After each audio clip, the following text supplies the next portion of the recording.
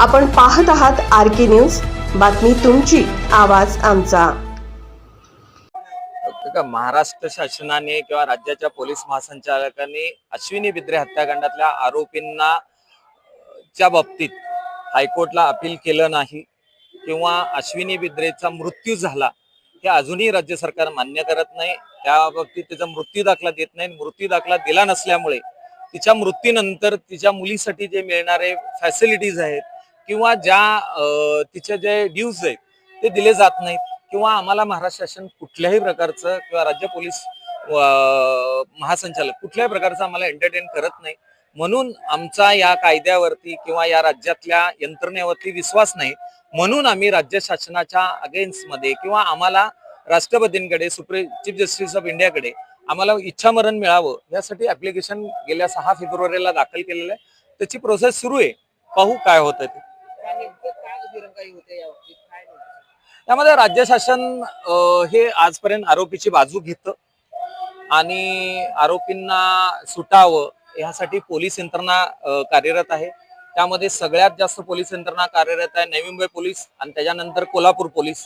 या बाबतीत मी वेळोवेळी त्यात बाबतीत दाद मागितलेले गेल्या 10 वर्षामध्ये ह्या सगळ्या गोष्टी आम्ही निवेदनाद्वारे राज्य शासनाकडे कोर्टाकडे आल्या।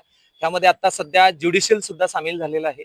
कारण मी जर ह्या खंडपीठाकडे कोल्हापूर खंडपीठाकडे अर्ज दाखल केल्यानंतर त्यांनी मला लगेच ऍप्लिकेशन दाखल केलं की हे आमच्या ज्युडिक्शन मध्ये पडत नाही, हे मुंबई उच्च न्यायालयाकडे आहे। पण कुरुंदकरला पॅरल मातूर औरंगाबाद खंडपीठात येतं, मग हे ज्युडिक्शन कसं बसतं? हे कायद्याच्या ज्युडिक्शन मध्ये धरतं का? तर नाही बसत। आम्ही त्या कोर्टाकडेही दाद मागितले। मग ह्या सगळ्याला पैसे लागतात, ह्या सगळ्यांकडे पैसे खर्च करायला सध्या आमच्याकडे पैसे नाही।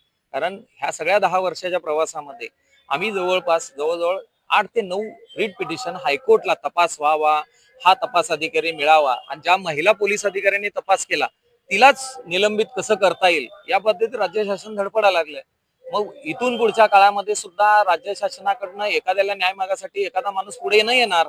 कारण राज्याच्या फेवरमध्ये जर एखादा आरोपीच्या फेवरमध्ये जर एखादा पोलीस अधिकारी काम करत नसेल तर त्याला त्रास दिला जातो, हे आमच्या केसमधून आता सिद्ध झालेलं आहे। त्यामुळे ह्या सगळ्याचा कुठेतरी संविधानाचा गैरवापर होतो।